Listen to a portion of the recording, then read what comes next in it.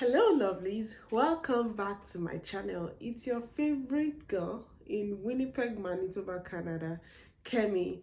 If you're new here, thank you for stopping by. Trust me, you're gonna love it here. Yes, I say that with so much confidence, okay? Please check my previous videos. I talk about lifestyle in Canada. I also give some tips and tricks here and there on how to settle in, how to just survive, how to enjoy some of the benefits of the government as a newcomer to Canada. Also sometimes I speak to professionals, especially immigration consultants, just to help newcomers or people who plan to come to Canada, okay? So please check out those videos, all right? And you'll find some resources that's going to be helpful to you. And to my returning subscribers, my OGs, my lovelies, thank you guys so much for always coming back, okay? I love you guys. I have a special love for you guys. I'm sure you know that already. Okay, so today I'm going to be talking about something again that has to do with our lovelies, our kids, our children. Today we're talking about the realities, the struggles of raising a child in the abroad, whether in Canada or the US or the UK, wherever you are, right? I think the struggles are common. They are, they cut across, okay? So today, let's talk about that. But before that, I'll be right back.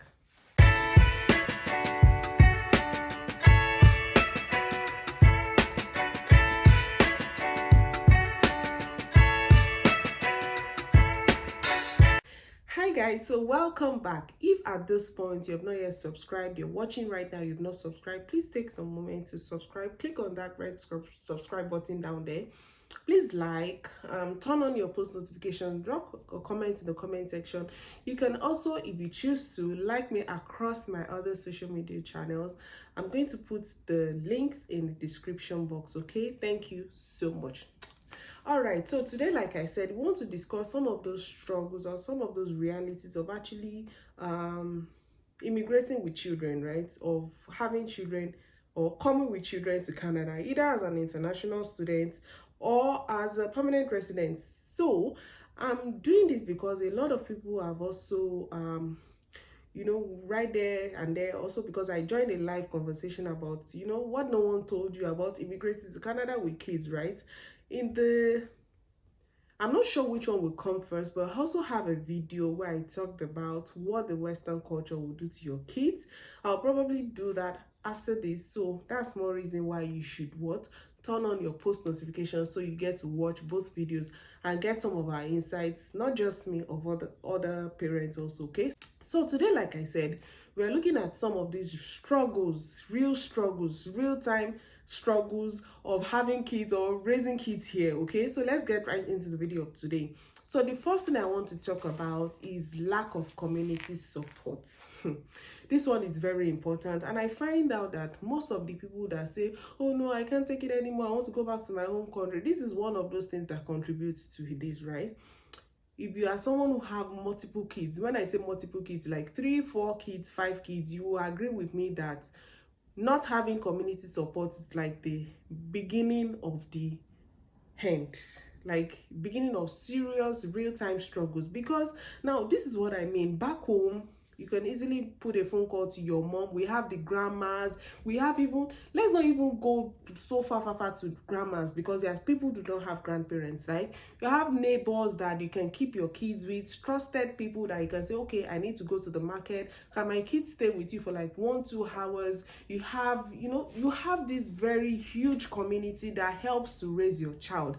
And there's also this saying that, there's this saying that, I don't know how to say it, but that the community helps you to raise a child. That is, the community also helps you to train your child.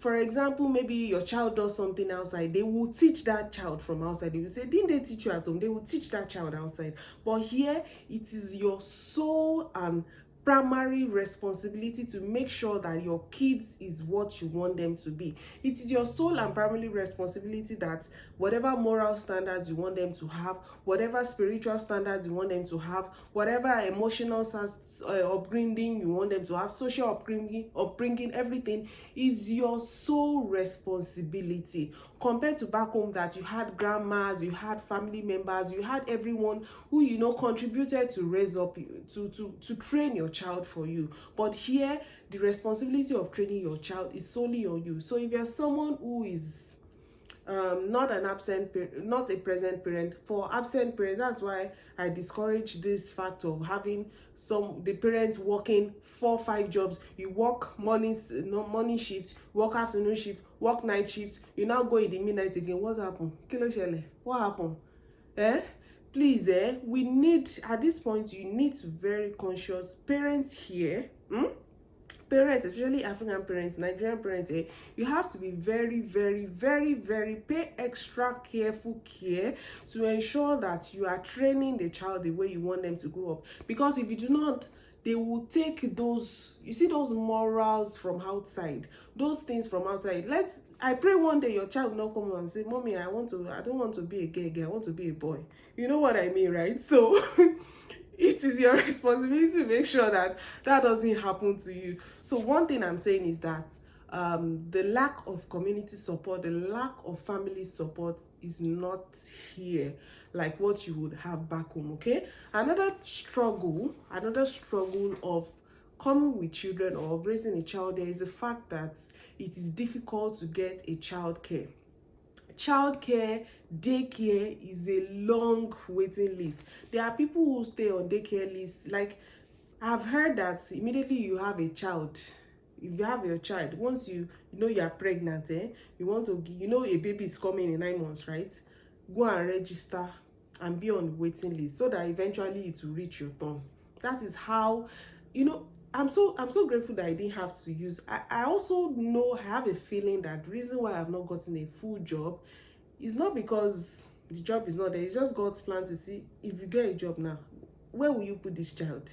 You understand? All those kind of things. I'm just thinking, this is my own way of thinking, right? All things work together for good, right? To them who love God. So my point is that daycare, childcare here is a hot mess, guys. It's not very easy. And for people who eventually find childcare, now don't get me wrong, yes, you can get a childcare. There are a lot of childcare, but it depends on the one you want.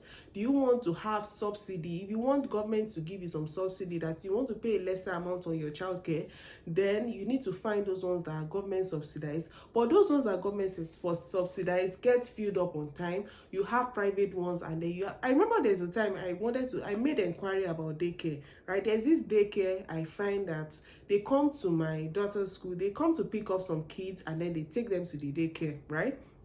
And then I made an inquiry. I wanted to ask that, okay, so what does it cost to enroll with your daycare? Guys, let me tell you how much they said. They said first a registration fee of maybe $250. You have to now pay the daycare fees, which was like $500, and then you now pay for the transportation. That is, they will pick up the child. You will drop them in the daycare in the morning. So they will pick up the child from daycare, come and drop them in school in the morning, come and pick them when they close, take them back to the daycare. So that one, so you pay a transportation fee of about maybe $250. Now that's going to about $600-700 every month. Say what happen for one child? How much are you collecting in a month? So you see what all those things I'm saying. So daycare here, eventually when you get childcare, I remember I was discussing with someone, or when your child is even in school, not even only daycare, when your child is in school, right? Something happens, maybe your child vomits, or your child says, I have stomachache, I have running temperature. Before you know it, your phone is ringing, come and pick up your child.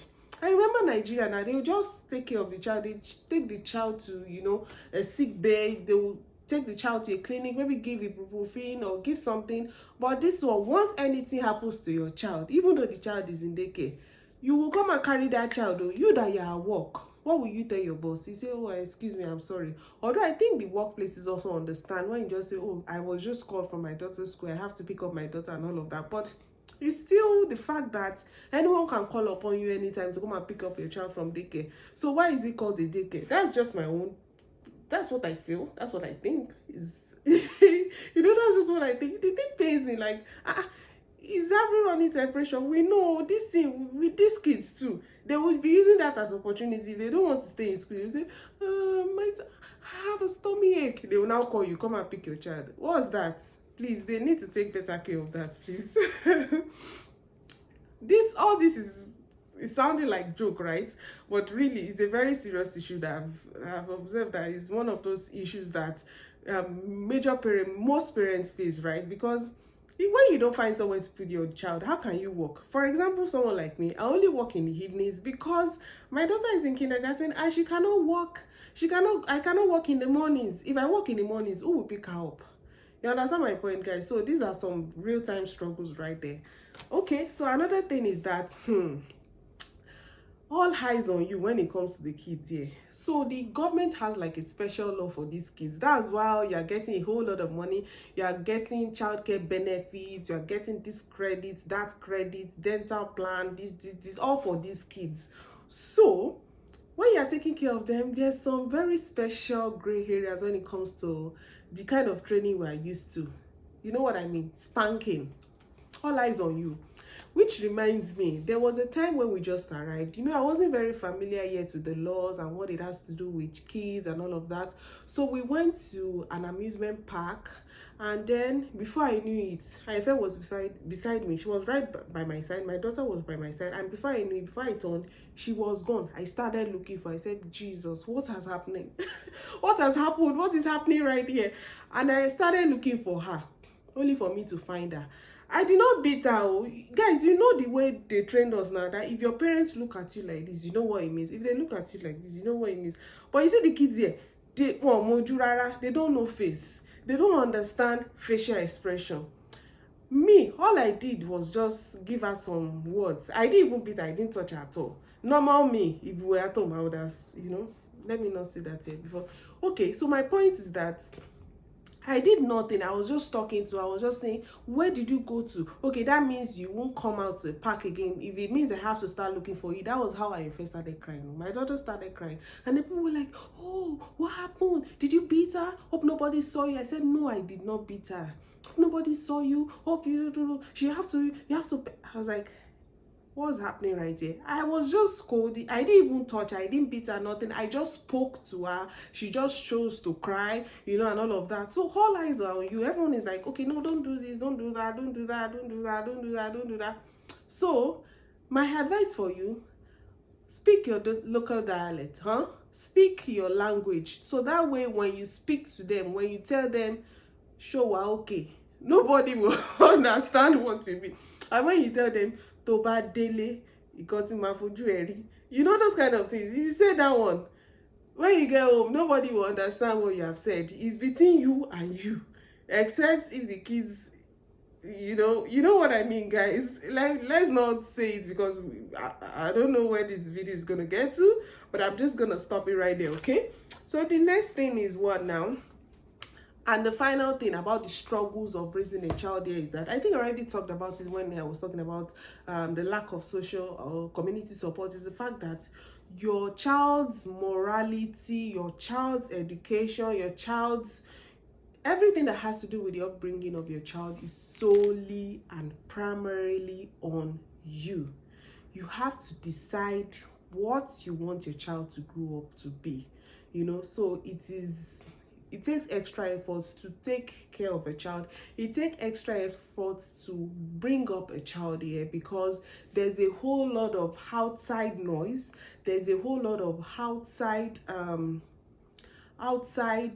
behaviors. There's a whole lot of outside things that is competing for their attention, if you know what I mean, right? There's a whole lot of things going out there, a whole lot of happenings, a whole lot of change in beliefs going on out there. So it is solely, in fact, it takes extra. You have to keep thinking of bringing up new ways of speaking to them, of disciplining them, because discipline is very important. You can't say, oh, because I'm here, I will not discipline this child, or I will just let this child rot. Hello, why did God put them in your care? So my point is that you have to start to look for, it is very tasking. If I for this one you need God's help. It is very tasking for you to now start looking for ways. You have to look for very constructive and very useful ways of training them, of instilling those values you want them to have, those moral upbringing you want them to have. You have to look for very special ways of instilling them in those your kids. And one of those ways is being them, having family time, being there for them, speaking to them, making them understand, okay, so I know that you've seen this in school, I know that this is happening, I know that you see that, but let them understand. This is the time for you to explain. I know back home we will say, I've seen those videos where a child will ask, so mommy, how did you give birth to me? And you now start giving very ambiguous answers. Okay, so your daddy and I slept. And then I understand that there's a level where you have to give explicit explanation, but my point is that don't lie to them. Don't say, God, it happened. No, you have to give some level of information as their age, as their age can take, or as their level of understanding can take. My point is that do not lie. You have to be plain with them. You have to be open. You have to say that, okay, yes, this is what happens when you do this. This is what happens. This is side effects. This is this, that, and that. I hope you guys have been understanding me. I hope I've been making sense. Please, if I have been, please let me know in the comment section. Let me know your opinions. Let me know your struggles of how it has been raising a child here, wherever you might be, if it's in the US, Spain, Germany. We have people all over the world, right? So let me know. I want to read from you. Really, I want to know from you, okay? Thank you so much for watching this video. Like I would always say, please do not forget to subscribe. Please, if you're watching this and you have not subscribed, the goal at the end of December 2023 is to have reached 10,000 subscribers. We are in April now. This is end of April, and we're already at 3,500. I know we can do it, okay? So please support in making this dream come true, okay? Drop a comment in the comment section. I want to read from you. Turn on post notifications, all of the good stuff. Follow me across my other social media channels. That's going to be in the description box. Until I see you again another time, I say bye for now.